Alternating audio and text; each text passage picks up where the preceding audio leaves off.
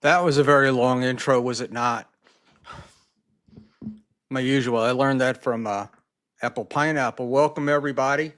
I'm just going to pop him in right now while I do our intro.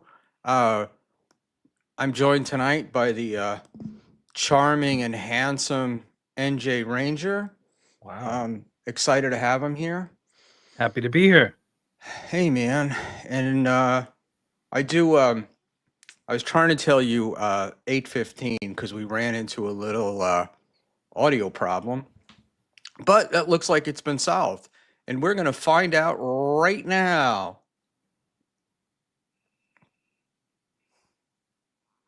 Were you able to hear that? I was not. What about you guys in the audience? Huh? What about you guys in the audience? Could you hear that? Did anybody hear that super tip? That's where we've been having issues with the super tip, and Dave and I were trying to solve it more quickly. We'll try to do it. Whoa. You know, what's funny is everybody in this world seems to have audio problems, except when I do. It's a boomer problem. Constantly a boomer problem. Tech issues abound everywhere, but it's a bloomer problem. Say hi to Blind Mike Ranger. Yeah, he keeps trying to get me with this blind mic. That's not me. Is it? So is it? Well, I know you're not Blind Mike, but you do know who Blind Mike is, correct? And yeah, no. I don't know if Blind Mike has hair. He's always wearing that hat. He's got that Legion of Skanks kind of vibe going on. Well, they have Gay Blind Mike. So, and that came after him, and it was like, now when Legion of Skanks talks about Blind Mike, they'll go the not gay Blind Mike or the gay Blind Mike. So that's how you have to do it. But believe me, there are worse people in the Dabbleverse to be compared to You're than not Blind wrong. Mike. So I didn't want you to have to sit through this, but I do a little. We'll do a little intro, and then I like to welcome the guests. Oh, I got my favorite troll, Nick in Fort Wayne. Wow, honored. And Ben from Jersey. Send Karmic X the link. I think there's been enough Karmic today. Panhandler, send Canoe the link, Kami. I would, he's referring to me this time, NJ, not you. No, it could be me. And yeah, I know. So Ben, welcome. And what do you call it? I would be happy to send Canoe the link. I was going to send Nick the link as well, but Kay, you all don't disappoint. Oh, yes, we do. You just wait. We'll do our very best. And Chris Mack, always a pleasure. There was a gay blind Mike, and a blind Mike. True stories. There are two gay blind Mikes. That's very funny. And I see Tuna's name mentioned, but I don't see him in the chat. So pretty much NJ and I are going to try to get behind what's going on here a little bit with the confrontation. I don't know that we'll talk that much about the confrontation itself. I think it's pretty well hashed over. Winners and losers, I think that depends upon what side you're on. And as Pat Dixon and I were discussing today, and I'll be on Pat's show later tonight, winner or loser depends upon who you're talking about. So I'm sure that Keanu and Nick both disagree on who won or lost, and viewers also disagree on who won or lost. And I'm usually of the opinion that the first person that starts yelling is the one who lost, and others disagree. But so right off the top, I would say I didn't think Nick handled it very well. But having said that, I think there was a lot of pent up anger, and so he got it out. He didn't care. In his mind, he's already accomplished what he wants. So there we go with that. And you did see this. You've been keeping up with it, NJ? Yeah, I watched it. I watched it happen live, like it was Bravo. The whatever. I actually missed the beginning part of this little piggy, and by the time that I tuned in, he was there, and then Keanu showed up relatively soon thereafter, so I got to watch it, and then the whole backlog of super chats and super tips that Melton had to go through.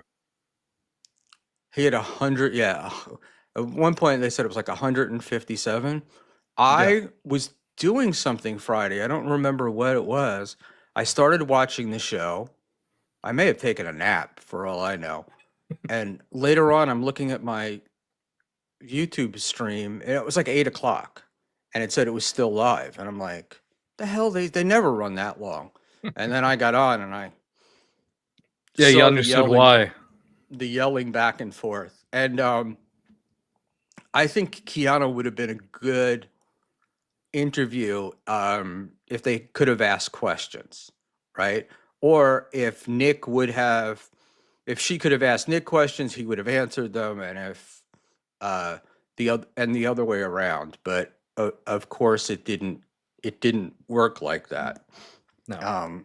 But look, I mean, I hate to admit that, I'm like 62 years old and I'm following this. I'm like, my poor wife is, the hell is wrong with you? She just got over the stuttering John fantasy, the whole part of me like, and it's so funny because when she's been at these shows, she's met people and she's like, you guys all seem so smart. what the hell is it with Stuttering John? Like, why are you people into it? And it's very hard to explain it. Um, so NJ Ranger and I will go through it a little bit. We'll just kind of talk um, whatever the word I was going to say. Part of being a boomer is I forget words a lot. But NJ Ranger from Panhandler, did KB approve of your being here? Wow. No, no, I'm no karmic. I'm just a mere peon in the grand scheme of things. And if you've ever gotten money from Kevin, you're limited as to where you're allowed to appear and who you're allowed to appear. I do enjoy that Kevin does talk about me, and everything he thinks about me, he gets wrong, which is my favorite part. Like he's got, I Kevin has developed, what do they call that? Fan fiction. There's fan fiction about where I come from and who I am and whatnot. And Kevin gets it wrong. So I just think that that's like absolutely hilarious. And He also pronounces your name sometimes like Shamu, like Shmuel, yeah, which I yes, personally enjoy. Kevin. Yeah, and Kevin loved the name when he first heard it.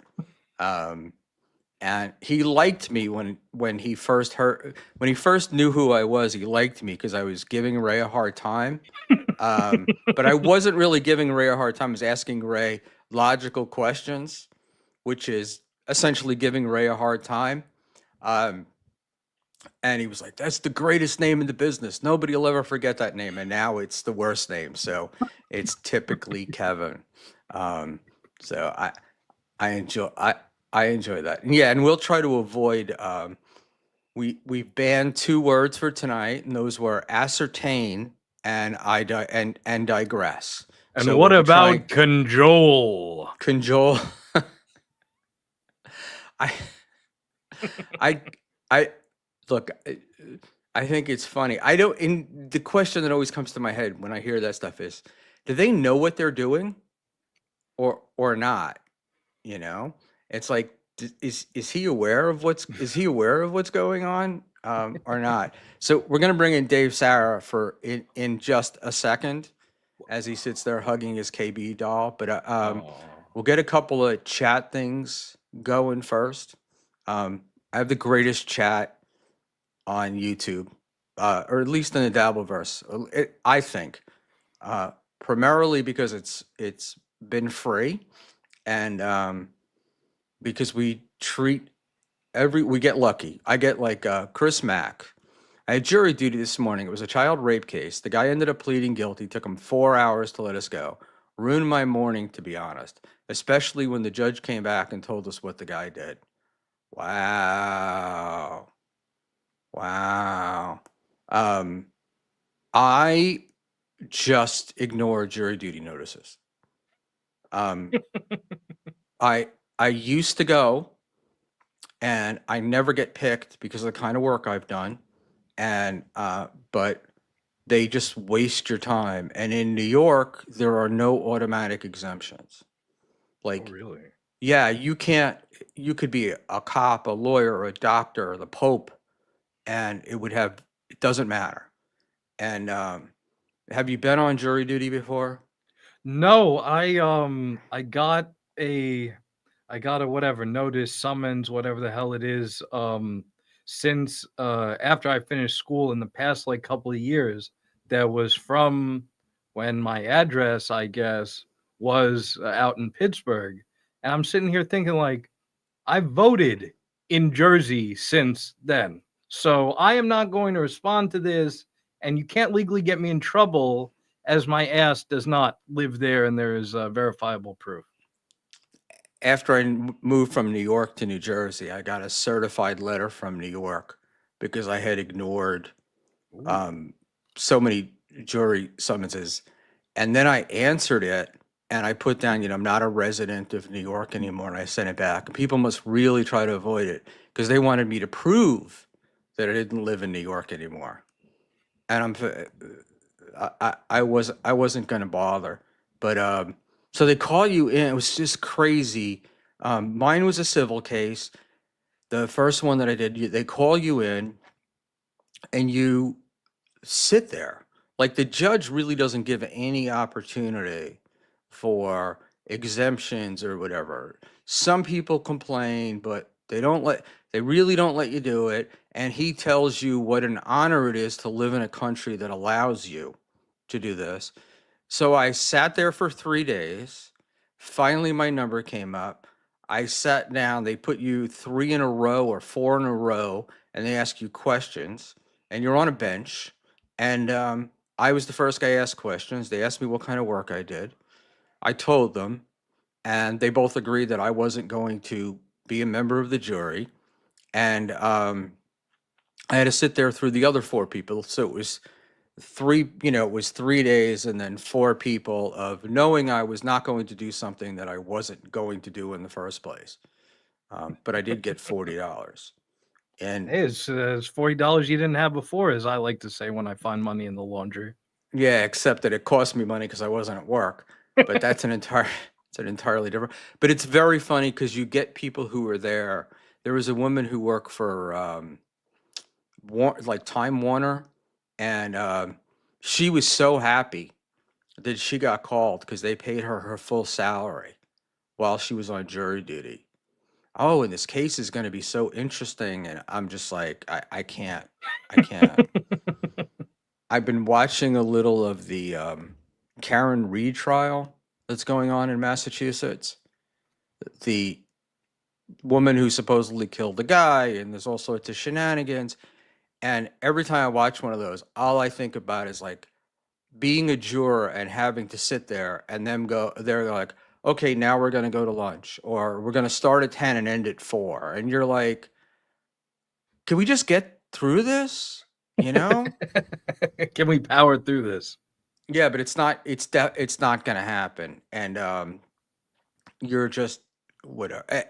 I don't know. But I guess it's one of the things about being a citizen.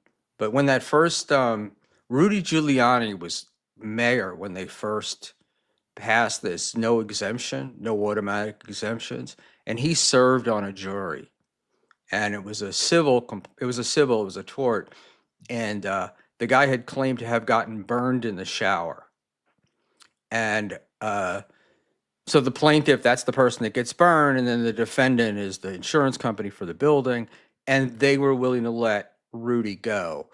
But the plaintiff's attorney was, no, we'll have him on here. And then, of course, the guy lost.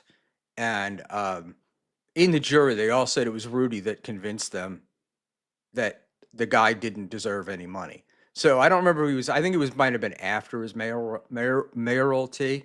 But I'm like, yeah, sometimes you get what you want. All right, let's add Dave. What's up, pussies? Who's very calm today. Cousin Dave. Hi, NJ Ranger. How are you? Nice to meet you. Lovely to meet you. Cool. Dave, you're a little bit low, Okay. I think. Alrighty. Could just be me. I'm as loud as I can be, pretty much. It's probably you. I believe me when I say I'm probably fine. Hey, Dave, watch this. You ready? Sure.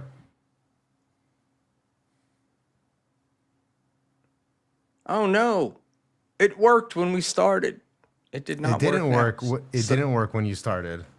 Yeah, it did. I was listening. Oh, I could hear it. That was the first time I've Yes, been able we know you can hear it. The problem is your sound is looping through to your head because you set up some virtual soundboard half-ass. But now we'll have to fix that so that it doesn't loop through. It's got to loop all the way through. Right now, it's only looping on your side. It's got to come through onto StreamYard side too. We can make it work. It's not an issue. I feel like I'm back in school when they used to yell at students because that's what the whole time we do this is it's you yelling at me. It's not that I'm yelling. It's just that you keep telling me to hold on, and I know exactly what you're doing, and I need you to be doing something else real quick. That's all I was getting frustrated at. Flimsy Greenberg, yes. If you put your ear to a seashell, you can hear a Schmuel Buckman podcast. Yes, you can. Yes, you can. I enjoy this stuff.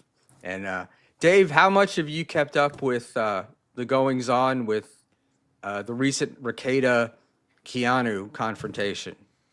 Well, I was on with Gino and Keanu today. We talked about it a little bit my point a little bit was just that my main point on this whole thing about Rekieta is that sure, he comes off as unhinged, except that everybody is still looking at him as a lawyer. And what you should be doing is just looking at him as like an entertainer, crackhead, cokehead, whatever, like me. And then all the unhinged shit or all the yelling he does at Keanu or anybody else, he lies to. It makes a lot more sense that he's an entertainer and a cokehead and not a lawyer any longer. So just keep that in mind. I think we keep getting it caught up in our head like, this guy's a lawyer? No, he's not. He's not a lawyer. So.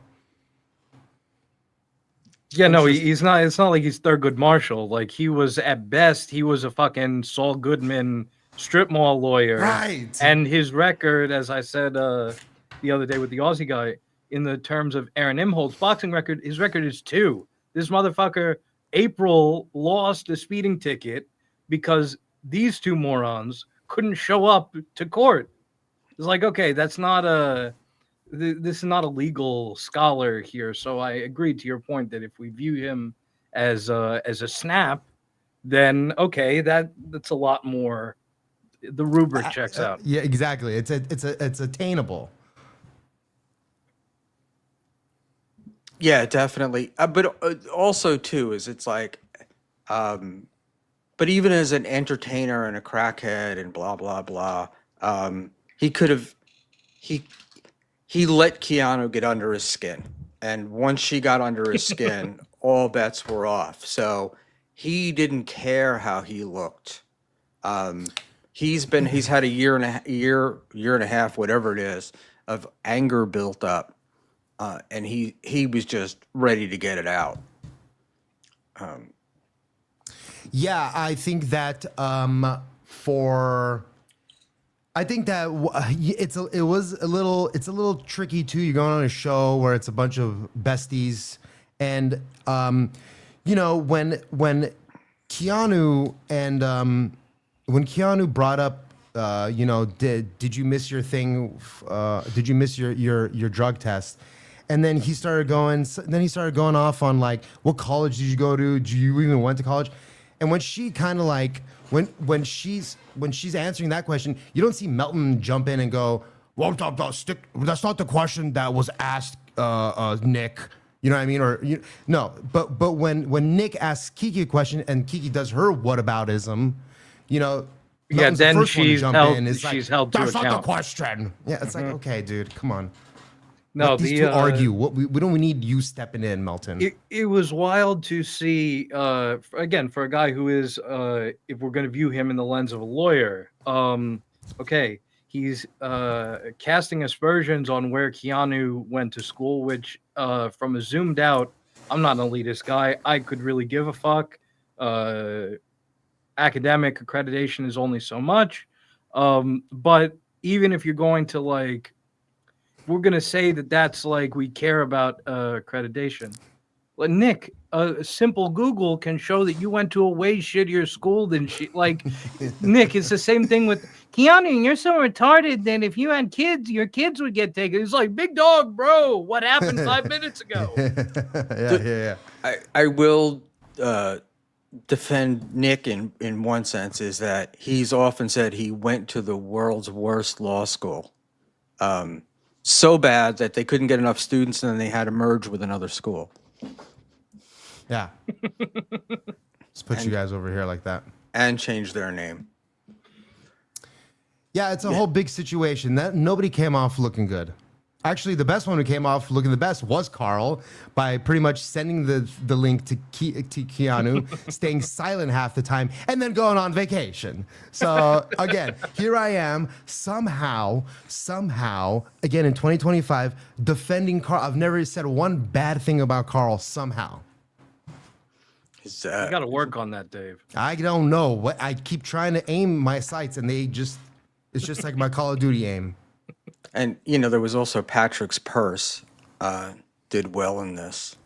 So the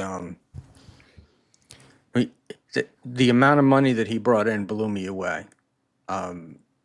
He even went to, you know, with super tips where you can pay like $5 and you skip the queue. You go right up on screen. and he raised it. Most people would turn it off, but Patrick is smarter than a lot of us, and he made it $20, and they still kept flying in. Uh, you know, just blown away. It's insane because I would never have thought paying to chat would be a thing. Like it's just not something that I would do. And I do find myself doing it occasionally, but it blows me away at the amount of people that do it and on with regularity. And it's got to be hundreds of dollars a month.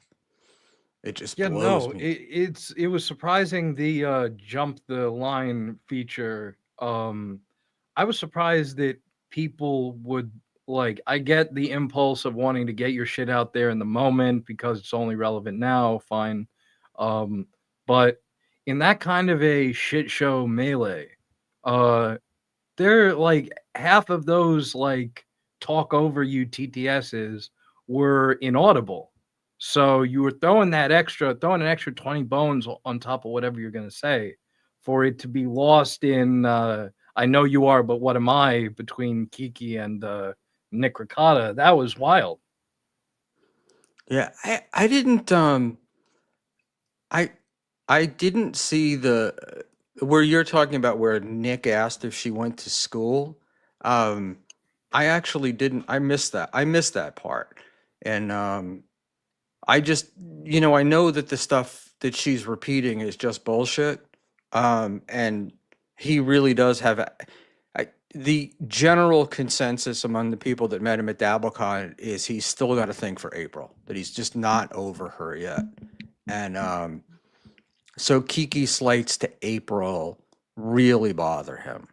And so that was I don't know. I would have thought he would have stuck with the you betrayed your friend kind of thing. In some of the other things that she's done, because it's she's talked about being a victim of domestic abuse and very serious domestic abuse. Aaron is accused of domestic abuse. And she just gets past that. And Gino puts up a post saying that she was lying, that Nick had forced her into doing it.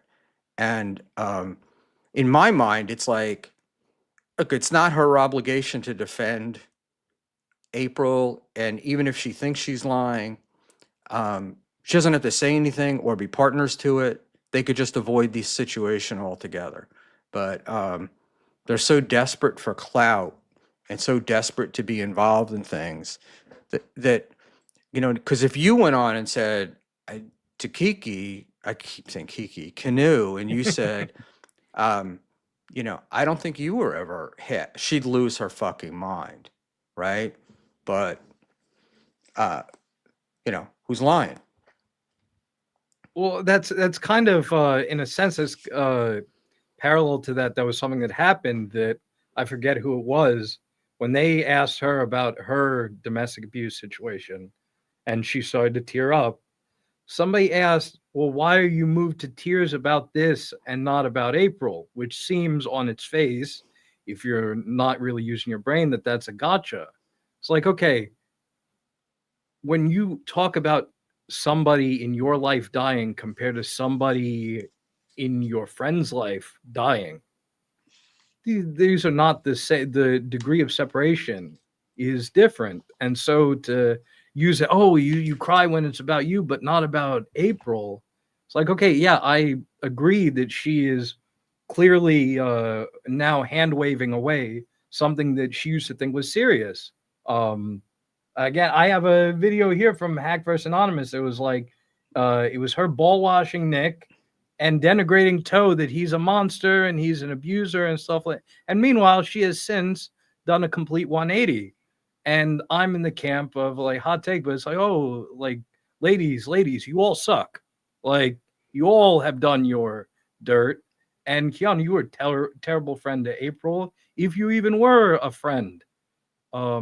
So yeah, to act as if that she is not, that this is she has no care for April, and as evidenced by the fact that she's not brought to tears by it, as she is having to recount her own domestic abuse thing is a dumb take. It's not the gotcha that they think it is. Well, also calling the ex, oh, she needed help, so I'm going to call the guy that has been accused of being her abuser, that she's said is a monster, right?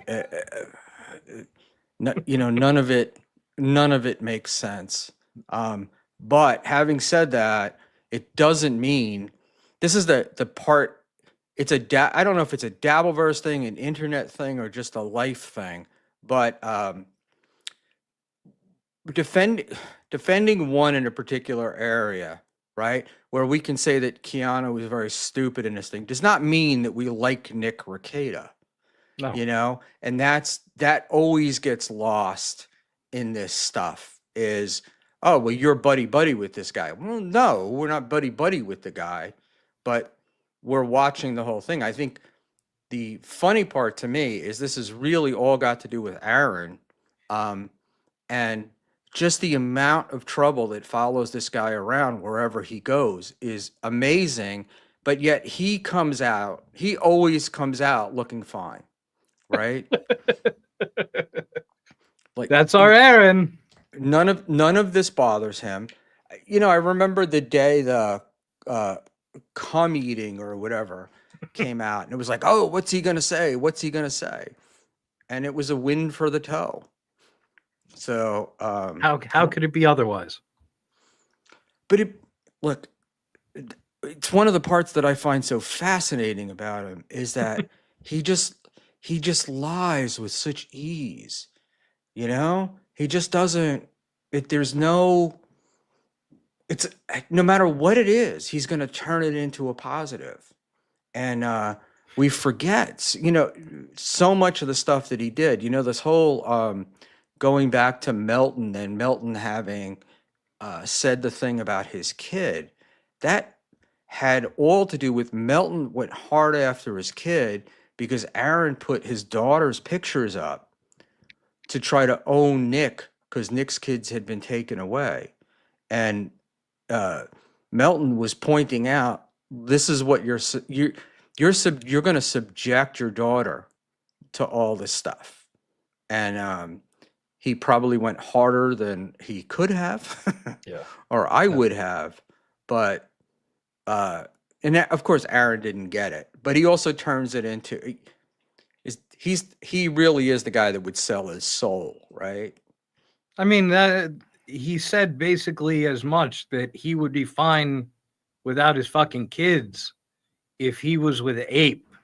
I'm sitting to myself there again. I don't have kids, but it's not that hard. I don't think to try to put myself in that position. You have 3 fucking little kids, and you would. Oh, I'm fine without them as long as I have Ape. Ape is my angel. I'm sitting here thinking, Jesus Christ, am I taking crazy pills or? Yeah, I was at Hackmania when they played that text, and the part of the thing that gets lost in the text thing is when you're at Hackmania, they did it with the AI voices, and so I'm sure there was some dramatization to some of the things, because there's an April does the ha ha ha at the end. And the voice is like, ha, ha, ha, ha. And you're just like, you might be adding a little motion in here that wasn't there. But yeah, you read that and you're just like, oh my God. But then your second part is, oh, I'm not surprised. Yeah, this doesn't surprise me about the guy, And look, the fact that he's back with the woman that he cheated on his first wife with, and telling us about how great that relationship is and love and how he's fixed himself and all. You're just I find my head spinning. Yeah, it's shocking. He has that incredible way of, and I appreciate the smug, not only does he do it with aplomb, but the smugness. Oh, I don't know what to tell you, buddy. Oh, we had those onion people seething. and yes, and even the boxing thing, right? Getting suspended from boxing. The And oh, dumbest Aaron arc, in my opinion.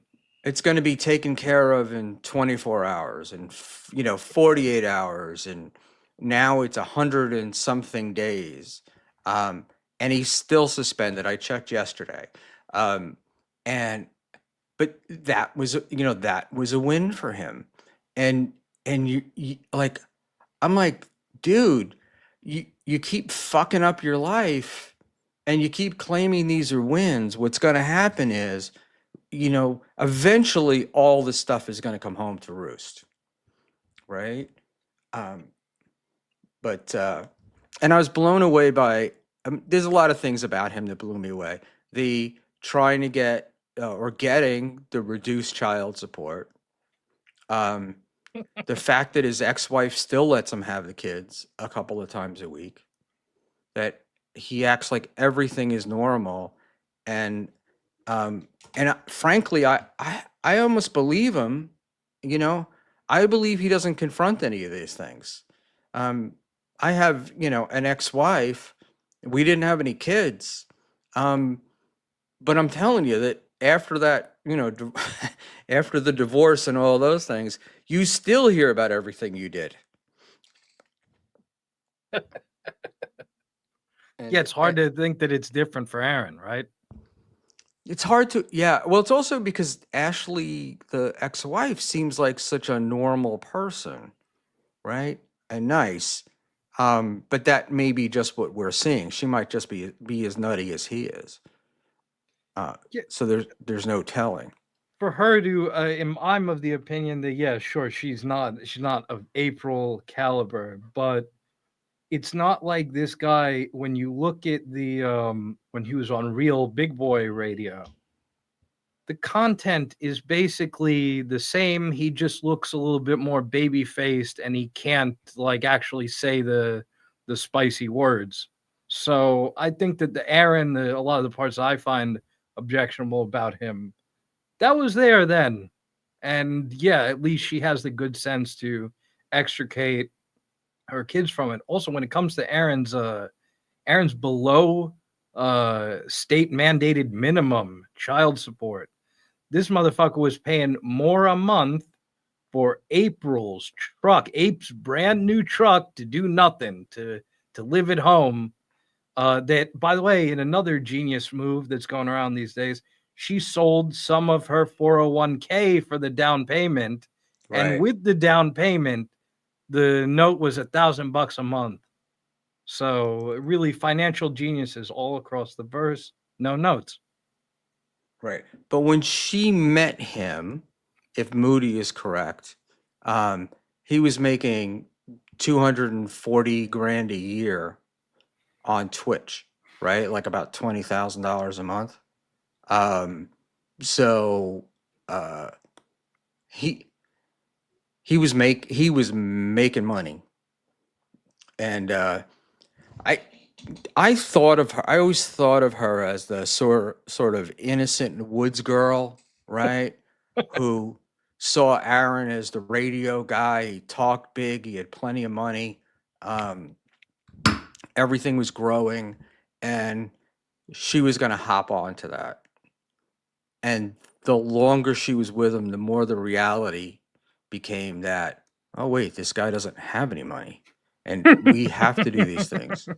And I've seen over and over again guys who own businesses bring their wives in and encourage those women to be part of the business, and they have no desire to do it. And then they do things like, instead of mailing out the merch, they stick it in the back of the closet and hope nobody's going to find it.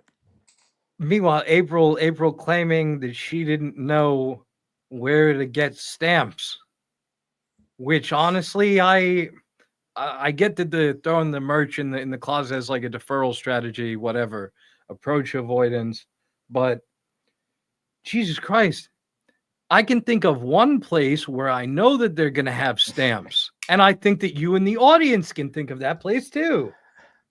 Exactly. Exactly. But they're only open. Supermarket. They're only open Yes, from Dave, 9, the 9 to supermarket. 5. And we I'm can't go smart. there. Chris Mack. I wonder if he was doing better on Twitch because it isn't really archived. So he could just lie and contradict himself at every turn. Nobody would bother to cross check, unlike on YouTube and Reddit. We got this Lemmy seems to information think- yeah. from Moody. We didn't get it from Aaron.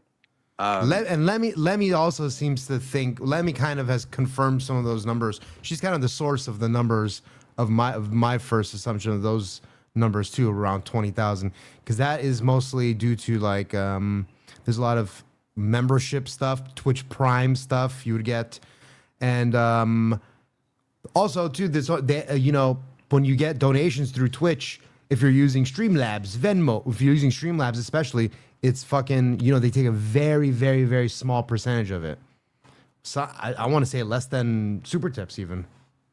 Wow. I could be wrong about that. But and then those are the AI voices also. And to what you were saying earlier, like you couldn't even hear the AI voices over the thing or whatever. It's like go to any top gaming streamer. That's how they all do it. It's an AI TTS, text to speech. You literally can barely hear it. They rarely even acknowledge that it says anything.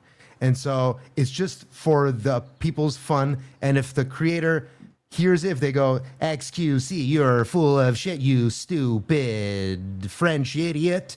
That's what they sound like. It's like, he's like, what? What am I? What do you say? What do you think I'm a fucking idiot? No, you're the fucking idiot. That's my XQC impression. That's a good XQC. Yeah. Wow. I'm not a gamer, and I don't watch those things, and I find this whole paying for interaction to be a little strange. But I want to go to this. Mint Diggity. Schmuel checked today on Aaron's sports status. You people are sick. I checked yesterday, not today. I checked yesterday, but only because I was going to say he was still suspended, and I wanted to verify that I was saying the right thing. Because it would be just like me to say he's still suspended, and then Aaron finding out a week ago they cleared the suspension. So I like to try to get it right. And Flimsy Greenberg, Schmuel, not a gamer. Neither is my grandmother. I like to go outside and touch grass. Oh, Yeah. he's sticking it to you, Flimsy. How about that? You're only like a decade older than my brother. We played with barrel rings and sticks. Dude, lawn darts. You must have actually had OG lawn darts because my brother had OG lawn darts. Yeah. Hey, man, you guys Metal. will never know the joy of playing kick the can down the road. Yeah, no, there's a lot of Mexicans in chat. Yes, they have heard it. And they still, a lot of them still play it. It's practice for soccer. That's how you. That's right. You learn how to do it. Since you look into it, what is safe sport? So all of the athletic organizations, the amateur athletic organizations that I'm going to say that I think you can get into the I guess the pinnacle of every one would be the Olympics. But it goes down to like USA Boxing. USA Boxing, actually, I think the Olympians are members of that, but it's every boxing gym, and that's how they Same with USA Wrestling. right. They keep records of fights, and it's the standardization organization, but they all belong to a thing called Safe Sport, and Safe Sport is a reporting agency to keep predators away from kids and from other people. So, and it's interesting because with Safe Sport, some of the stuff doesn't matter. Like, because they'll say like character issues, but a lot of boxers, people that box, it tends to attract people with, at least the inner city wise, people with felonies, people that have been in trouble, juvenile delinquents, things like that. These guys really look at boxing as we're going to save his life through boxing. And so they can be a member of Safe Sport even with that. It's just the They really want to try to keep the sexual stuff away. I think it really comes from that doctor in, who was the guy in Larry Nasser Yeah, in Michigan. in Michigan, and the fact that these guys used to be able to go from place to place, right? So they screw around with kids in Michigan and then move to Arizona and nobody knew. So,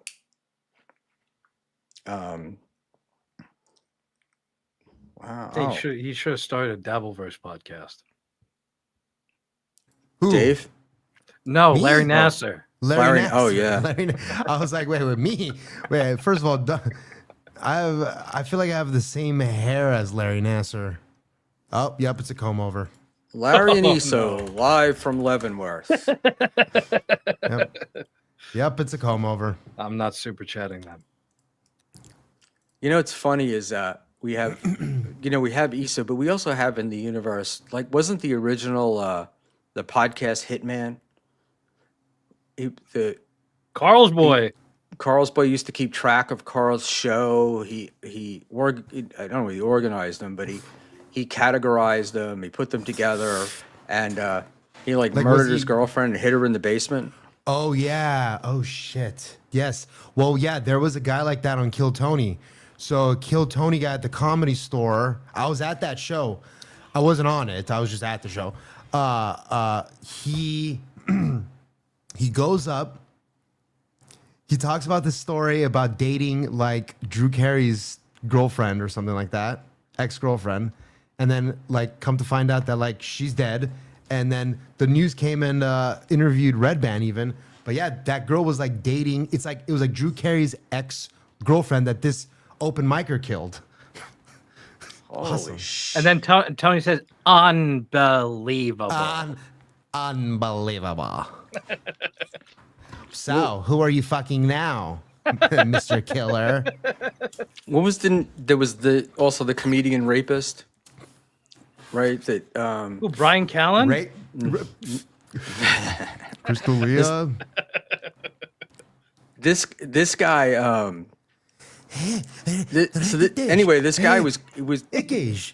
women were being raped in various cities around the country, and somebody somewhere one day they're just looking at something and they connected his dates at comedy clubs with the dates that these things had happened, and he matched the description, and boom, he was there. That man's name, one Raymond DeVito. No. Well, Raymond DeVito's roommate murdered his mother. Really? And man, he wasn't. Yeah. Ray said that he wasn't even the weirdest roommate that he had. Okay. The only thing I know. Okay, so yeah. Okay, this is another thing too. Fucking Chad's so stupid. Chad just goes. Oh, Patton Oswalt killed his wife. Okay. Instead of the more sophisticated joke, which is Patton Oswalt's wife was writing a book on the Golden State Killer. Why not say Patton Oswalt is the Golden State Killer and he killed his wife for trying to write a book about, it's like a whole long game there. But just saying Patton Oswalt killed his wife it's fucking stupid. That's our Chad blurting That's our out Chad. some shit. I Raise swear I did not expect Chad to be on in May. I did not expect that. I was expecting sometime this year, but not May. Of course, Carmax ripped off all of his great bits. All of his great bits, getting drunk, wearing shades inside, soundboard. Yeah. That's why guys, that's why I got drunk and fucked up on Saturday, because I wanted to just be like, look, I could get drunk and be one of the best too. I need to I Yeah. want What do to you got to do? not only welcome people but thank them. We do have super tips. We do have a super tip, but I need to just tell Okay. everybody we do not have audio super tip working. So I mean, look, in the end, if you really want to, I could try to log in for you and play it if that's something you want to do. So No, just keep that in mind. he's gonna snake your shit, Schmuel. Don't I do mean, it. Yeah. I have He's got I have access all to his other everything shit. else, so I it have doesn't access really for matter. everything for him, so and and I can just present it on my side, and then we'll just get rid of whatever that audio bug you have later. well, we could or we could just encourage people to just text tip, Or if you want to audio tip, you can, and we will try to read them as the voices that Sure. you put them at. But our boy Soup Party, Dave, what inspired your haircut? Dash the Highland skies, then flash the night. I can't do the voice. Dash, I don't know. I don't know the words, but it's some German shit. And Jay and I will sit here and look at you tell- like you're a I dope. can't do- I We don't can't know do what this. you're talking about. Yeah, I can't do the. Yeah. I get a 1 or 1.5 on the side, and I tell him, I say, take a little bit from the front, and if you take anything from the top, I'll chop your arms off. Wow. And then I show them the bald spot. And I then say, when you wear a hat, what might Yeah, you yeah. say in that context, Dave? yeah, I need a haircut because You don't have the hat. I don't have the hat. Oh, thank you. We have to send that to Moody to get our get the voice made. So the sorry, you lost me there for a second. Who's Vince Champ? Oh, Vince Champ is the rapist. That's correct. That's what I remember. It's a wild Oh. sentence out of the blue. Who's Vince Champ? Oh, Vince Champ is the rapist. Vince Champ. It just came to me as I read it. So it was definitely Vince Champ No, was Vince the Champ is therapist. was the guy. Have you noticed that in the Dabbleverse, the guys that go to therapy the most are also the most fucked up? Like Howard Well, I Stern. heard Steve talking about it. Me. Steve was really. I was really not expecting Steve, from Steve, Garrett, and Steve, to be such a proponent of going and getting like some kind of therapy. He's like, well, yeah, it only works for you if you want it to work. I understand if you don't want it to work, it's not gonna work for you. And then Garrett's like, well, that's what I'm kind of trying to tell you is that like, if you go there thinking it's gonna work, but don't know if it's gonna work, is it gonna work? And Steve goes, if you go there thinking it's gonna work, Garrett. So, yeah. In speaking of ESO, my first therapist was arrested for diddling little boys, like 3 years into therapy. So it took a long time. Get a dice voice. We're working We're gonna on try it. to get a dice voice and maybe an Anthony doing dice. So we gotta work on it though. We gotta make all the audio files, and it's gay. Do you remember? When I told you, that's one of these over here. I don't know if that's the one I got. I don't think I got it right there. That's okay. It was a good one. Okay. I don't know if you know this, but there's a guy, Alan, voice. in New York, who's like the therapist for every comedian that's ever performed. And Chris Mack is saying that guy, Alan, who was a therapist to all the NYC comedians, seems like an idiot. But then again, I don't really know anything. You know what's funny is that guy does get talked about. I mean, presumably if it's the same guy, because other people mention him on podcasts. East Coast comics mention him on podcasts, and they also mention the fact that other comics go to him, and then they talk about how weird that can actually be. Because what if he's talking about them and behind the back? But then, or if you see somebody leaving the therapy session, and then it's like, so yeah. It's funny. It is weird with comics. They all go to the same accountant. They all go to the same fucking therapist. I wonder if it's a chick. I don't I think don't know so. if male comics would feel comfortable going to female therapists, especially the way usual male comics see female comics. Well, I'll tell you what, you feel comfortable going to a female therapist after your first therapist had been busted for diddling little kids. You know what, Schmuel? That's why we keep you around. So, but I remember when Bobby Kelly first went to him. Dude. Bobby told the story of somebody recommending it, and then Yeah. Bobby was recommending him to other guys. Yes. And That's probably where I heard it. Ricotta, Bobby and Ricotta or something. That's probably where I heard it. Not Ricotta. Fucking Cowhead. What's Cowhead? Man cow? oh, man cow. Man cow. No, Cowhead. Cowhead is oh, Calta. Cowhead is Calta. Calta, But yeah. Calta's not an East Calta Coast and guy. Kelly. No, but Calta and Kelly was a big show. Not a big show. Calta and Kelly was a show that I was listening to during the pandemic, and that's maybe where Bobby was talking about it. And maybe that's where I overheard it. Oh. On But I just Calta and remember Kelly. Bobby being on O&A telling everybody about it. Yeah. Oh, yeah. All right. So then, Did you hear about? Yeah. go ahead. No, go ahead. I was just gonna say there was a person who got caught today, got sentenced to 25 years for hiding 2 million images on a jump drive behind a dryer. So the guy had 2 million images depicting harmful images of a minor, and he got 25 years. And our poor little Iso only got 5 years for only 3,000 images. 6,000 6,000. images. 6,000 images only. still. It's not. So it's rookie the numbers, dog. Commensurate. It's not commensurate to the crime. He should only have like 400 days in jail. I'll take. Chris Mack, Bobby. And then I've he been needs to come on MLC. I've been sober since I was 13, dude. Bobby Kelly. And, it's funny because when I heard Norton's story of getting sober at 18, I was like, oh, that's just fucking stupid. Like in my head, I'm like, oh, please, who at 18? And then I get sober and you go to meetings and you meet people and you're like, oh, yeah, people do get, turn, especially women, because their lives can turn badly very quickly. And there's not necessarily a lot of recovery. But there's nothing more amazing than seeing a super hot 18-year-old 2 years later who just couldn't stop and keeps coming back, and just the toll it takes on everything about them is crazy. Yeah. That stuff is wild.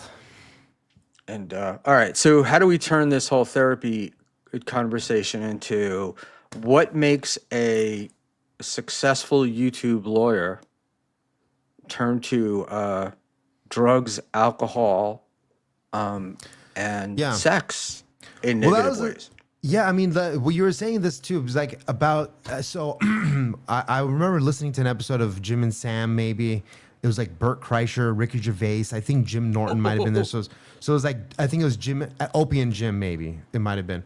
No, Jim and Sam probably. So it's like, yeah, Jim's talking about like how they got sober at a really young age. Kelly got sober at a really young age, and like me, I didn't really even get into. I smoked weed at a pretty young age, but I didn't really get into drinking and drugs until like in my late 20s almost. So there is kind of something to be said, but I may never quit. Is that better or worse? I don't know. They had to quit at 16. Is it good to be doing drugs and stuff? Probably not. But did they ever really break themselves of that mental habit?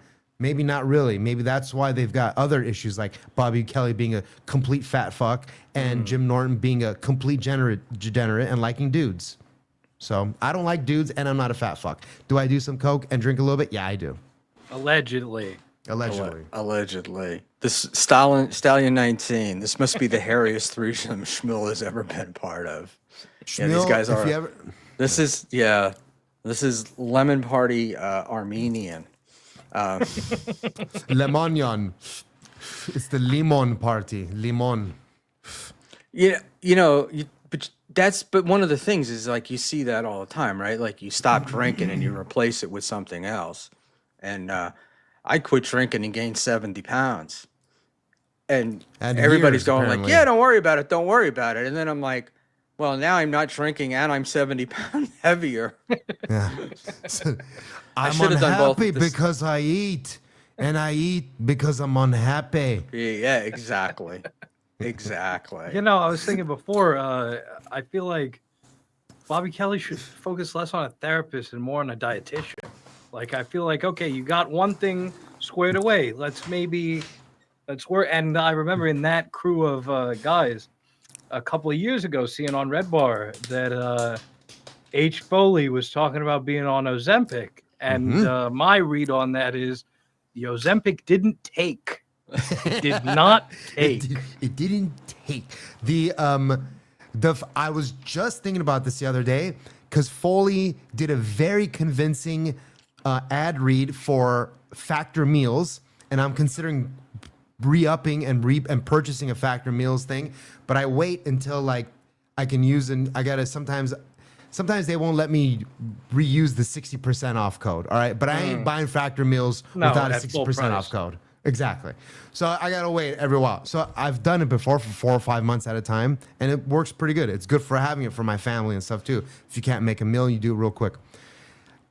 I was thinking, he just did an amazing read for Factor Meals. What they need to do is invest some money, put some cameras on the fat fuck, follow him around for 6 months. Don't let him eat anything except Factor Meals for fucking 6 months, and you have your Jared story. He might go diddle some kids later, but it's the risk we're willing to take. Yeah, no, you have your pitch man at least in the meantime until it is found out. Yeah. Now, thinking about Rekieta though, I mean, the fame, he was the super chat king. It was a year before last or something, and he had a lot of things fall into his lap that, like, as this purported trad Christian law tube guy, you have these cases in Johnny Depp and Kyle Rittenhouse that are like theoretically right in his wheelhouse. He rockets to success. Now, granted, he's already from money.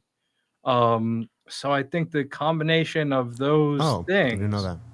Yeah, no, again, I don't have an exact figure, but Aaron like alludes to this, and I've seen elsewhere online that are much more reputable places talk about that. So Well, I think but NJ, I think he has money, right? Like but not money. Like, I think the family is okay. They're probably like at the nicest house in town, but it's Minnesota rich, not New York City rich.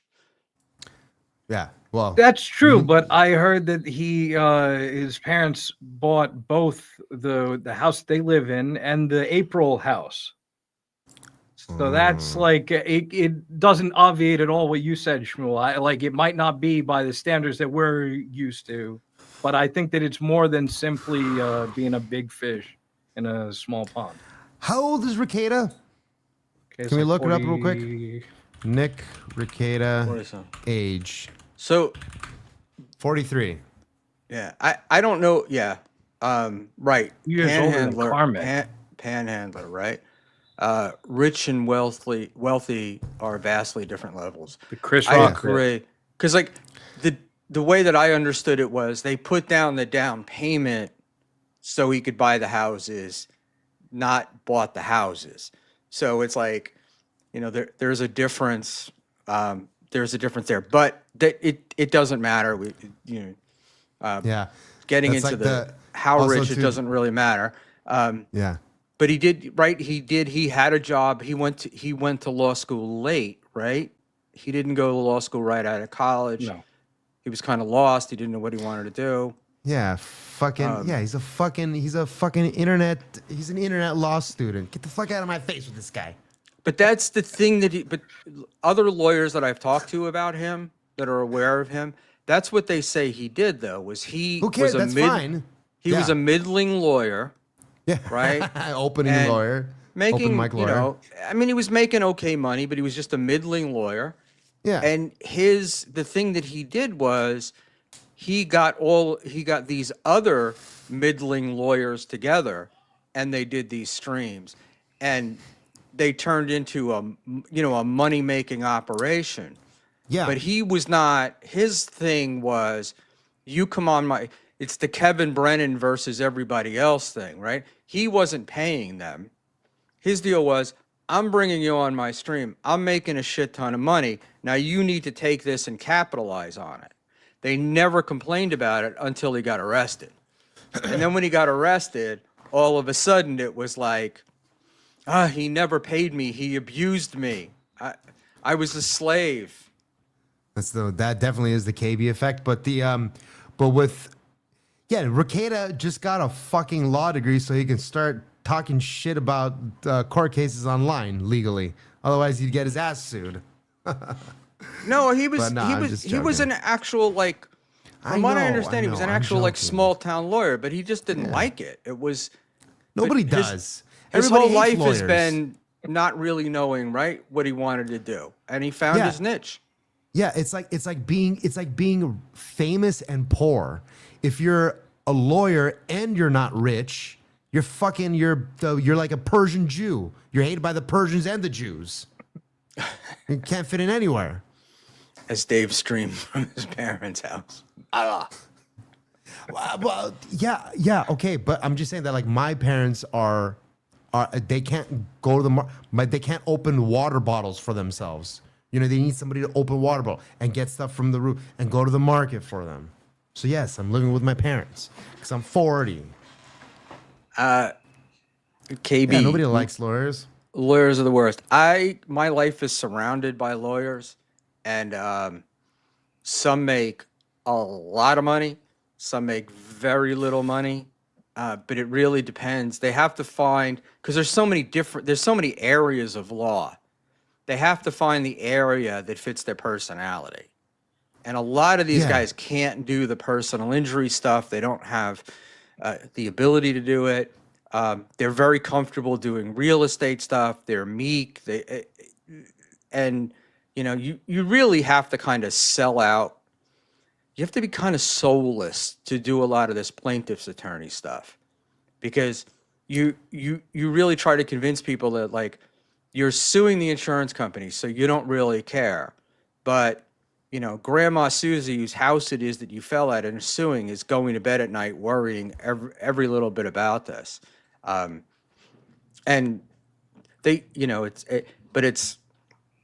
yeah. So I'm with them, and I've seen guys that make shit tons of money, and I've seen guys that make very little money. Yeah, I mean, if you grow up with a lawyer and they're personal friends, I know at least 7 lawyers. They're all great, fine dudes, but they all hate their fucking jobs. They all wish they were doing some other type of law, which is like, okay, well, why don't you go into that? Like, and then they always have a million excuses as to why they can't or don't want to or shouldn't or whatever the reason is why they can't get into that. Oh, it's hard, it's impossible. Okay, so it's just it's like fucking showbiz. It's like anything else. Being a lawyer fucking sucks. No, that goes though to the explanation of like why Nick, when he transcends from just being a shitty strip mall lawyer in Bumblefuck County to being the number one, the king of all super chats. It's like, okay, I get And- how that can go to one's head. Not only that, but now the lifestyle is like so much easier. You're literally staying at home. You don't have to, because that's what most lawyers fucking hate, right? It's showing up for court the next day. He was bad at it. Yeah, that's where when you go to court in the morning, like for a traffic ticket or whatever, and you see like the criminal section, and you see like the public defenders with the criminal. Bro, the public defenders, they look, even the women, they're practically in slippers, and they've got they've got a lot of cat hair on their black clothes, and they're not always wrinkled, and their hair in the back's never quite straight. I mean, it's literally Slip and Jimmy, but you get it because they're going up because they have to do your case, and then in 4 weeks they'll get $900. Yeah. Cool. Yeah, but the criminal defense attorneys notoriously don't make money, right? Sure, public Like, defenders out of notoriously every- make way less. Yeah, You take I'm just every saying. 100 criminal defense attorneys, you're gonna 90 of them are making very 10% of them are making 90% of the money or 80% of the money, because criminal defendants generally don't have the money to pay for lawyers. And so that's where it all becomes part of it. But so I know a husband and wife that are public defenders. They've been them for a long time, and they do it because they're committed, and it it blows Bro. me. It blows me away that they would. Uh, But And I Getting knew back- that I knew I was going to be very close to this stat. So basically, a public defender makes about $20,000 more than what I make a year. And for $20,000, you couldn't have me. I mean, it's not, it's in California they make $106,000 a year, so about almost 30. right, but the thing is that I'm going to bet that most public defenders would rather do what they do than what you do. So That's true, but I'm just saying that you could never get me to ever have to leave I work from home remotely. They have to show up to court in the mornings, and you just could never get me to do that for $30,000 extra. For $50,000, maybe. right, but you got to remember the bulk of attorneys never see the inside of a courthouse, right? Public defenders, they Yes, but most attorneys are not. but I'm Most saying attorneys are public not defenders. involved in trial work. And specific. I know, but I'm they all hand specifically that talking shit about public off. And defenders. Sure. I get you don't like public defenders, but let's not paint I'm all not lawyers saying in that I don't light. like them. I'm just saying they're underpaid and it's a shitty job. Well, all right. So I guess what we've established so far is like Nick was a guy, went to law school late, had trouble finding things. He became this YouTube streamer, huge The streamer. open micers, yeah. Goes to his head. Like I wonder when the hedonism stuff started. Like was that a long time thing? Had that been going on for a long time, or did that start after the money started coming in? And then how do you talk your wife into it? I believe it was after, and honestly, from what I understand, the wife was amenable. It was not something that it's like, here's this wacky idea I have, and then she's like, oh no, because they have been together from that they're not high school sweethearts, but they met at college or some shit. So they were together a while. But I think that they were both down for that.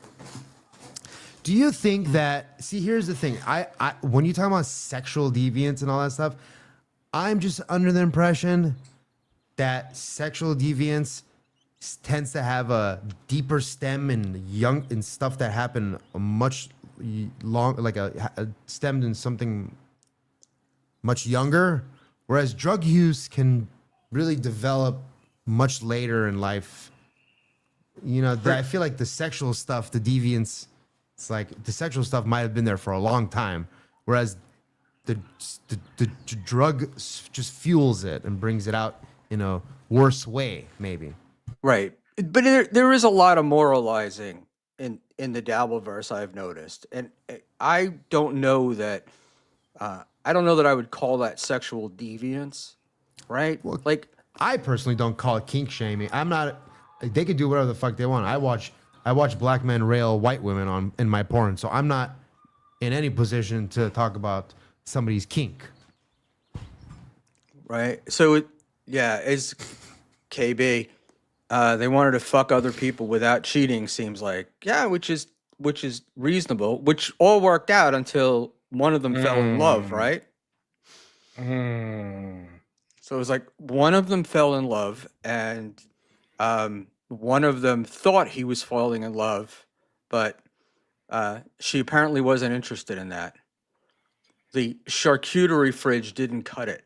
Yeah, it really does see, and that would track with the fact that they're together since they're like 18 or some shit. So to KB's point, like, okay, and also, again, when it comes to the judgmental attitude in the Dabbleverse, my whole shtick is like, if I was going to judge you on my arbitrary standards, that would be exactly as it says in the name. That would be arbitrary. But for a guy like Nick, and the reason why a lot of his former fans, a lot of the Kiwi Farms set who don't necessarily share my politics, they're up in arms because he presented this image of a trad Midwestern conservative, and then meanwhile he's going to these to quote Tony Soprano, and what was going on up there? papas and weird sex. Like that was and Shucking his that cock or something. yeah, exactly. So I See, think that it comes from that the dissonance between what was projected and then what actually was. I could so give was he portraying that? This is what I guess the question that I was asking. Was he portraying that as he was doing these streams, the Johnny Depp, the Rittenhouse? So this stuff occurred contemporaneously to the so he's doing Trad Dad on air and then going to hedonism at the same time. Is that pretty much what we thought, or did he stop doing the Trad Dad thing and then start doing this other stuff? well, That's what I was. it was a bit of both, and I think that it was before they found out all this crap. It was foreshadowed for a while because he had racy photos of his wife on their locals. It's like, okay, bro, that's not exactly the like, oh, Ma is churning butter in the sundress. Like that's not American Gothic. Um, but it did not get exposed big like this until people started to see him getting noticeably fucked up on stream, and stuff unraveled from there.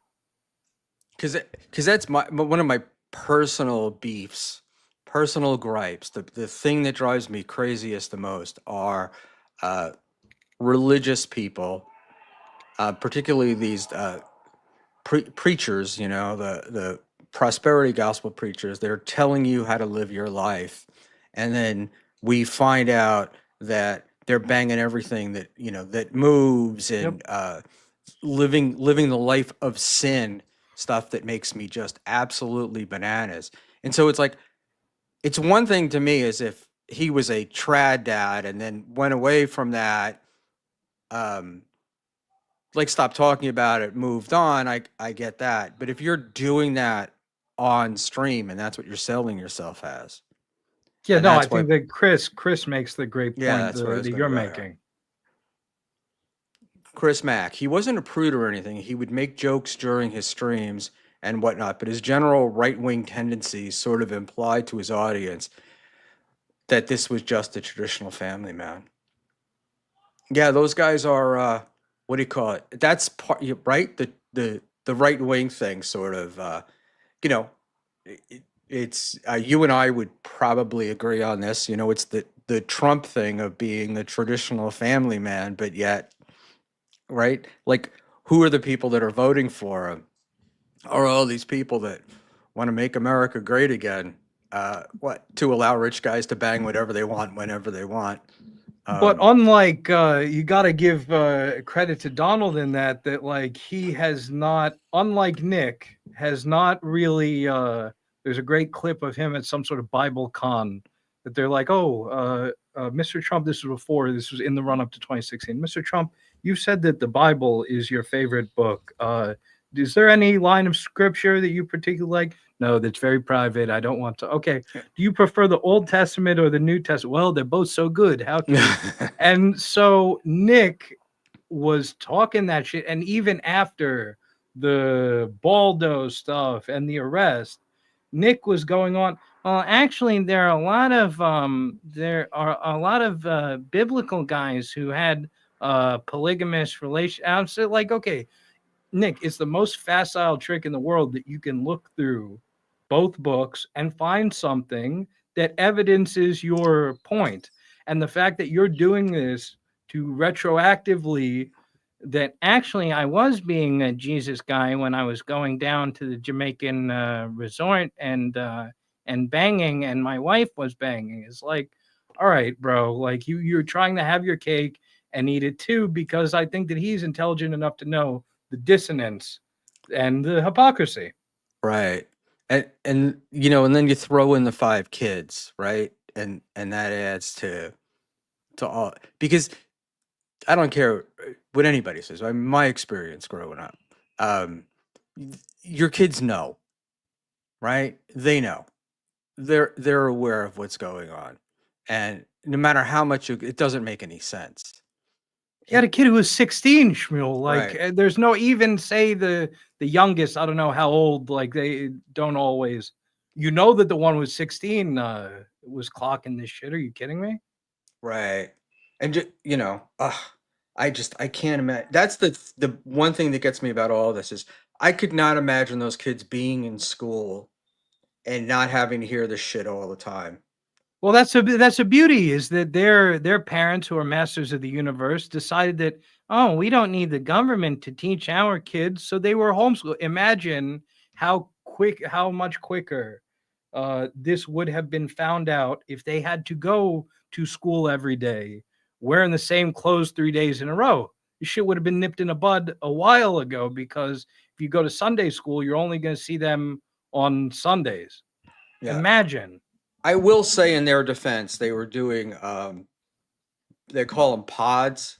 Yeah. So there were different houses and different groups of people that they were with. And so but yes, it probably would have it might have been picked up quicker. We don't know, but the likelihood is that it would be, right? Yeah. Especially with three of them. With one of them, they might have just gone, oh, he's just an odd kid. But with three, Yeah. you do it. And so I've always been I had been under the impression, I putting the kids aside, I thought, oh, we're being very moralistic and we're judging too harshly, and this stuff. And then when we were in Hackamania, sorry for my camera. When we were in Hackamania, one of the texts that comes out from April is about Aaron talking her into doing this threesome, right? And that's my belief was that, and for no reason, just the imaginings that go on in my head was that he's the kind of guy, he needs attention, he wants attention, and he thinks, oh, I'm gonna get, this is gonna be great. She's gonna hook up with the other woman, and I'm gonna get to bang her, and the other broad, and all. Like, I didn't think he thought it through. And then when it actually happened, he was like, oh shit, I'm losing my angel. But so I said to Nick, I went and I asked, I said, did Aaron really talk her into this? And he said, yes, but April and I were talking about it before. So how do I put this any other way than saying maybe Toe was set up? I think that this is one of those cases, especially with a guy like Aaron, where it's like, make it seem like it's his idea. And that I know this motherfucker, having watched him for many a month, that would track for him. Right. This is actually pretty hilarious, right? Chris Mack, that homeschooling stuff was a little wonky, especially when you realize Nick was teaching a class to his and other people's kids on the Constitution and whatnot. That is pretty wild. Let's go here. Yeah, NJR is correct about Nick. He was a legit in his own comments, arguing with people, quoting Bible passages about Abraham and whatnot. Interesting.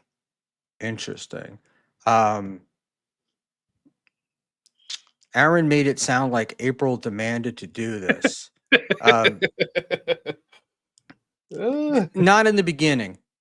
And not when you heard the original stories, because that was the whole thing of, like, they decided to do it in Vegas.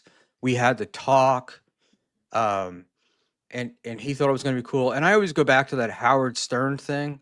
I might have been the girl that was Miss America, but the husband kept calling up Howard saying, my wife wants to be in a threesome. My wife wants to be in a threesome.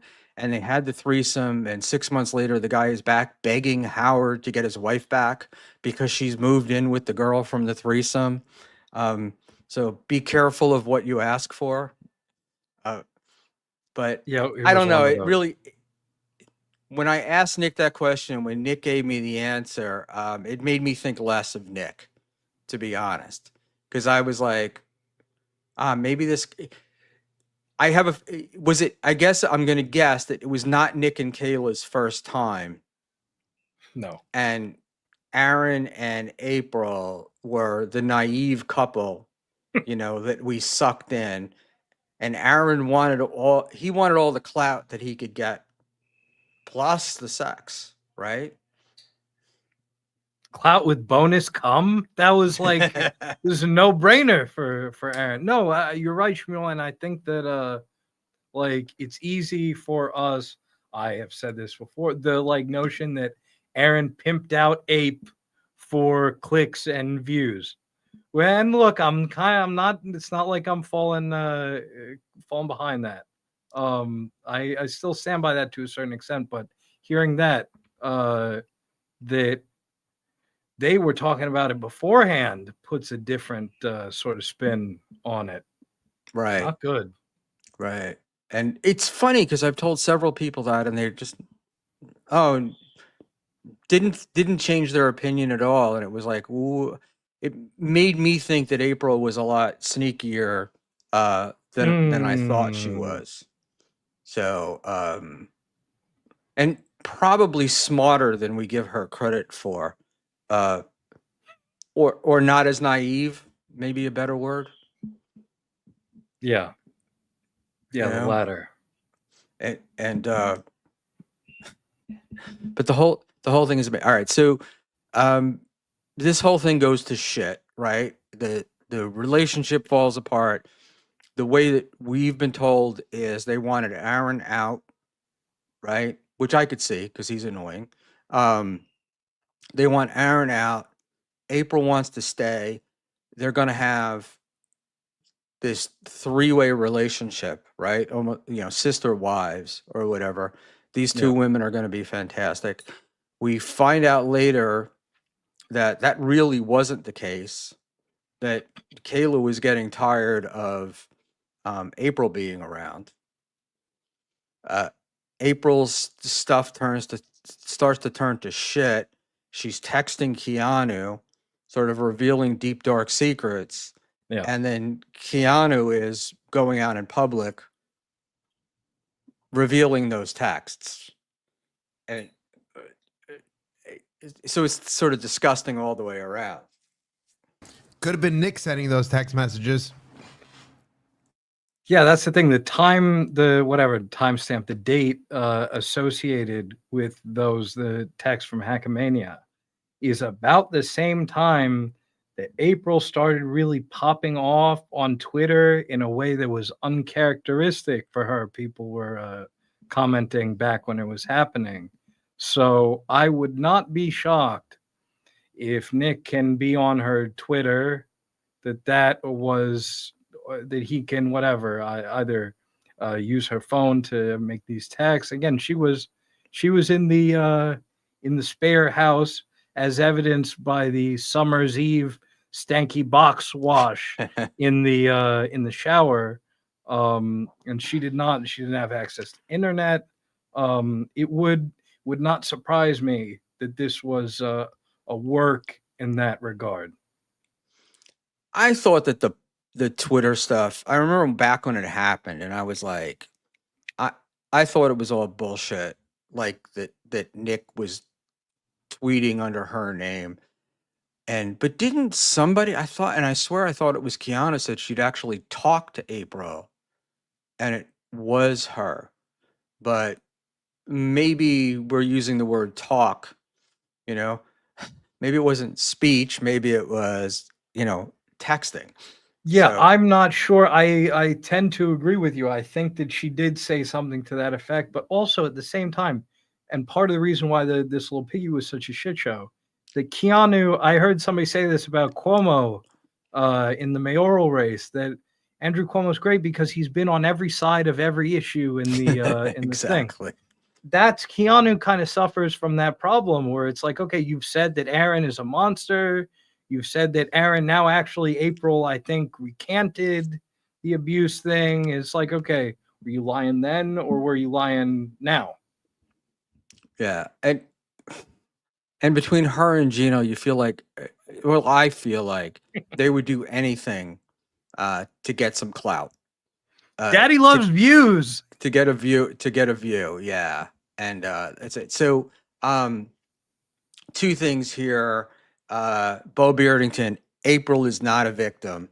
I have been brought around to believing that. I was not originally in that school. I really thought that she was the dumb young kid that got all googly eyed about the big tall man with all the money, and she was, and because listen to his dream, like he's this fantastic dreamer, and she bought into all that, and then it took a long time for her to forget about it or move on from it or disbelieve it or whatever.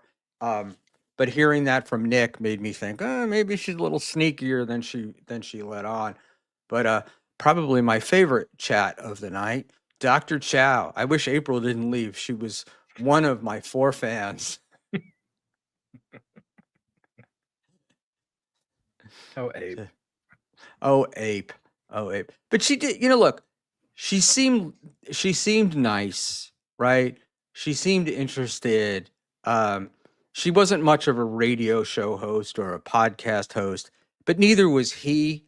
So watching the interaction between them was fun. But watching, and the other part of it, I think you and I have mentioned this before, right? So he's going from, he tries to go to be, he's like this radio character trying to be funny, and then that's not working. He wants to get on Compound. So he goes racist, ultra conservative. I think, what was your term? He didn't want them to just be in prison. He wanted the prison to be built on top of them, yeah, they should be under the jail. Under the jail. And, and it's like, this guy has, in my mind, he has 0 core beliefs. Whatever will work in that moment. But he was malleable, and I think that April was sort of the same way, that she was his like Ilsa She-Wolf for the SS. She was down for all of that stuff, but it's not like. And again, Sam Bidley makes a good point that April's a victim of both Aaron and Nick. She doesn't have to be a squeaky clean angel to be a victim. But yeah, the Aussie guy, right? April's not a victim, but the 2 people that claim she is can't stop airing all her dirty laundry. Absolutely agree with that. Yeah, for clout, little click points. And yeah, and this calling your ex-wife a crack whore, and it's despicable. Everything about it is despicable, particularly when she can't fight back. And when all the stuff has been uncovered about you, but you're like, no, man, it's cool. Like, no. This is you trying to own me. You don't own me. I own you. You're seething. I'm not seething. No, and something when it comes to the whole Aaron-Nick dichotomy, I'm somebody that tends to believe court documents. Aaron will have you believe that the HRO stuff is somehow made up, but all of the Nick stuff is true. And Nick, the inverse, the whatever, Candy, Ojai County Child Protective Services is in with the deep state, and they framed him that his kids were unfed and the house was like shit. It's like, okay, I, as an observer, I understand. Trust me, it's not a hard sell on me that there's fuck around stuff in the legal process in the law enforcement realm. But like, I believe this shit easy because it tracks with all the rest of your stuff, Aaron and Nick. Right. But the Child Protective is in on the gig with him, but not on Nick. So it's like whatever he, and it's like he'd want a minor criminal thrown under the jail, to use your line. But he himself, I just came clean and admitted it. And there we go. everything's all good. So it's like this one set of rules for me, another set of rules for other people. Um, and let's go back to the Aussie guy. I don't think Aaron has ever read that HRO. He's blissfully ignorant of the 2022 abuse claims. Not in front of the kids. Yeah, well, that's his thing, but I've always thought that stuff predated the coke usage and whatnot. Like I just picture him as having gotten a fight with her and then squeezing her tight and headbutting her to keep it quiet, just to keep it away from the kids, but not related to the whole Nick and Kayla and all that stuff. So always been my feeling on that. Frank is the resident KB defender, so but we will read his chat. Before people get mad at KB for talking about the same people, but Melton incels are obsessed with SteelToe. At least KB is funny. Okay. That's why they make vanilla and chocolate. You can go there if you like it. You don't have to be here. That I do. Right. Well, I was referring to Frank, but yeah, in the notion we talked earlier about this, the notion that you have to exclude one, you're allowed to like two things at the same time. 100%. And I don't know that KB isn't all that funny to me these days. He's just mean, and I feel like he's losing it, but I might be in the minority on that one. So what does this say? You guys will try to put everything on SteelToe to justify actual proof of what Rekieta has done. Somebody has been missing the point. Yeah, look, we're not here defending Rekieta or Keanu or Aaron or any of these people, or even April. We're trying to say that they're well, at least Aaron and Nick and Keanu are individually pieces of shit, and we can separate, because then what would happen would be if you just go on one side, if you just become like an Aaron supporter, then you're ignoring all of Aaron's foibles, right? To make him sound okay, and then everything that Nick did, and we don't want to be that. I don't want to have that cognitive dissonance that goes on with me having to justify all this stuff. Yeah, I think that if you caught the beginning or the whatever up until now of the episode, my view is that like fuck them all, like God sort them out. I could not. If Nick Ricotta or Aaron SteelToe were on fire across the street from me, I would not walk across the street to piss on either of these assholes. I know. I might look out the window to see if they were fighting. Yeah, no, just to check.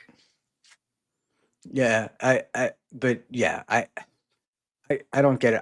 I do find, to be honest though, I find Aaron more fascinating because it's very stuttering Johnish to me. It's Nick doesn't seem delusional to me, and Aaron seems delusional in the way he talks about friends, the way he makes up stories, makes every bad thing about him into an own of somebody else, that part blows me away. And it's just like, because I always wonder about these guys, like, do you lie in bed at night looking up at the ceiling and wonder, like, does it hit you like, wait, this is all a lie? I don't have 40,000 unique viewers a week. I might have 200, I'm not making the kind of money I was. And everything about me is a lie. And then you get to that place where in your head, you're like, you don't want, that's going to be exposed. Somebody, like I might be found out. You feel like you become a fraud. I think that there's Aaron is more outwardly delusional, but if you hear, I think maybe Rackets' first stream back. This man says, well, technically, I'm only supposed to not be in possession of alcohol. And you are somebody that understands better than I, like the whatever sobriety. It's like, okay, Nick, you're back in the game now. Your first stream back after you have been placed on probation and cannot drink, do drugs for 5 years. And you're already, as a lawyers want to do, you're already doing the weasel words that, oh, actually, I just can't own the alcohol. So Nick has his delusions too. It's just to Aussie's point. Nick's boring. Aaron is box office. Aaron is funny. This is true, and I actually in Vegas, I talked to Nick about doing this, about being sober and these things, because as he was sitting there, we were in the Silver Dollar, which is a bar and a showroom, and we were in the bar area. He was against the wall, and as we were talking, he's got beads of sweat on his forehead. His leg is shaking, and he's surrounded by people drinking, vaping, whatever they're doing. And my first thought is like, Vegas is not the place you should be. Of all the places on the planet you could be, this is probably not the worst place you could be, but you're here. And I asked him how he's doing, and his biggest complaint was the boredom, which is something that you hear a lot of addicts say, because in the past they could always just get fucked up, right? And the night would go by, and now he's bored. And when we got back, I sent him a DM and I said, look, that's kind of the hardest part of this is the boredom. And my experience has taught me the smarter people are, the harder it is for them to deal with it. And because just like you were saying, you can convince yourself, oh, I can get away with it. Right? Like, yeah, you can intellectualize it to yourself. Exactly. And then that intellectualization leads you to saying, well, one Xanax. And then what are the odds that they're going to pick me up? When am I going to have this thing happen? They just did a drug test yesterday. They're not going to do another one for 3 weeks, and start Googling what's the half-life of Xanax. Yeah, let me have a little drinky poo, Rand. Mm-hmm. It's always amazing to me. So in any event, I guess we'll wrap it up. I thank you for coming on. This probably wasn't what you thought it was going to be, but good conversation about it. I like getting it. I don't like the yelling and screaming about this stuff.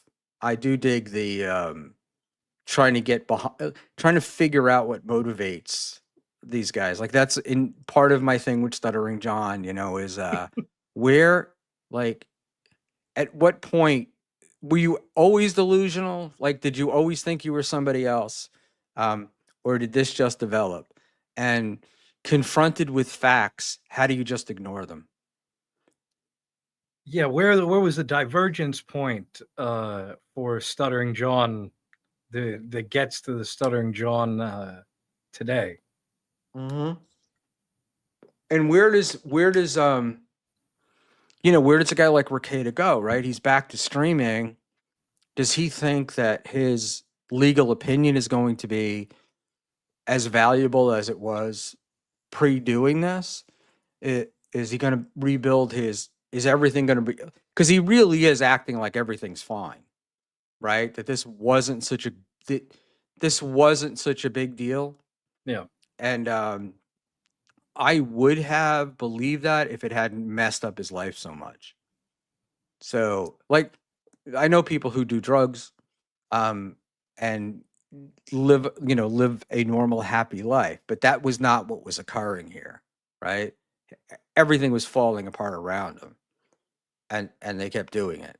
And you've had your shit together since you haven't been able to do these things. So, yeah, there's squaring that. I think that though goes to the delusion that we were talking before, because how can somebody in their right mind think that okay, all this shit happens extremely publicly and online, and then you're going to, especially in that field, as a guy who's offering his legal opinion, now you've been through the legal system for your own dumb acts, and to try to, I guess it's like fake it till you make it, that like, oh, it's like water off the back of a duck. I don't think, again, to us in the audience, you got to be and I saw his chat the first night that he was back. He's got his mods banning everybody and anybody for their speaking this much out of line. Bold move, Right. Cotton. We'll see if it pays off. And then he's telling them not to be banning people, and you don't.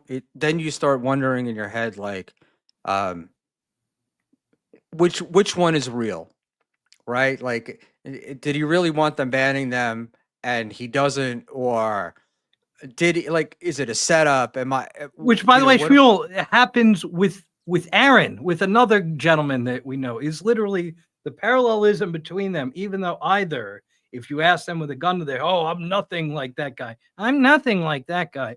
Meanwhile, spoiler alert, there's a lot of, like Dr. Evil says, we're not so different, you and I. Right. There's definitely a lot of parallels between the two of them, and but look, thank God they're around. They give us something to talk about, because it's hard to find such a unique situation that has gone on for so long, because most of these things are over in a couple of weeks. But I do remember talking with a writer for a guy's written a books on finance stuff, and he's a Bloomberg reporter. And I told him about this in the beginning, and I said, "This is definitely going to become national." And he was like, "Nah, it's not that interesting of a story." And it did create its own ecosystem, but not, it's like a few guys are making money off it, but not a lot of people are making money off it. But I do love to see the people that get butthurt on a daily basis over who's up and who's down. And he's clearly doing whippets to get through the problem. The dude is a fiend. I don't know. I do think, look, I tend to believe it. It was 16 times he was off screen. He comes back each time. His voice is deep and weird. That's one of the known side effects of that. he was gone that much. Yes. Wow. And I guess that we're not going to be able to. That's not going to be tested, or can't be tested. Exactly. Unless you're dead within an hour or two. But they can draw some blood. But yeah, I don't know. It's amazing. All right, guys, we're gonna wrap it up. Let's just catch up on a few super chats here. The Aussie guy, Mint Diggity, guy in his 40s with 5 kids doing whippets is fucking wild. I just can't listen to the douche. I agree. I keep forgetting about the kids though. I don't know. It's like a secondary. I have to remind myself that there are kids involved in this whole thing, and but I don't think either one of them cares about their kids. So maybe that's why. And another one of my major fans. Why does Schmuel do a show? He doesn't know anything about this stuff. That's why I do it. Because I say stupid things and then I get told what the truth, and I get honest opinions, and I learn and I move on. So that's it. All right. In any event, guys, it has been great. NJ, thanks so much for coming on. Thanks for having me. Next time I will be we'll prepare more and actually have a list of specific topics to go over, because I'm sure you've got some. Perfect. Like Carl. Yes. We'll do a WATP version one day of Carl's show. Just, because he's not going to do his own. I don't know if you saw, but Vinny Paulino was hosting WATP tomorrow. So Carl's on vacation. Vinny's like, I'm hosting WATP tomorrow. Does anybody have any stories? And unilaterally, the answer was, you got to do a segment on WATP and Carl, which I thought was very funny. And Yeah, I think it's the who watches the Watchmen kind of thing. it does it. I do feel like lately, they've been stretching for topics. But and everybody's looking for the next Stuttering John, and there is no next Stuttering John. No. That that's Haley's Comet. That's only coming around once every 75 years. So, all right, my friend. Good night, and I'm gonna let you go, and then I'm gonna say good night to the rest of the people, so you don't have to sit here and listen to that. So take Thank care. you for having me, All right, Schmuel. Ranger. Thanks, man. All right, guys. Thank you very much for coming in. Please like and subscribe. Thank you to Soup Party. We made $3. We made $3. I was listening, by the way, a little bit today to Karmic. I think he said he grossed $1,700, and I was trying to do some quick math, and it's about minimum wage. So I hope it grows for him, because that's this is going to be a long, long hoe.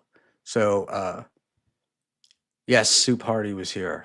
Everybody comes to this chat, whether they stay or not. That's unbelievable. I will tell you that as of right now, we have 25 viewers on YouTube, which is fantastic. I won't tell you that X is telling me it was 73 for a total of 99, because I am well aware that those 73 have no meaning at all. So it's been a great night, guys. I am going to be going over to Mr. Pat Dixon's show, where I promise to be more entertaining. So we'll see you there tonight. Oh my God, Frank, Schmuel, Kevin isn't funny. Kevin, after talking about Thai food today, but I digress.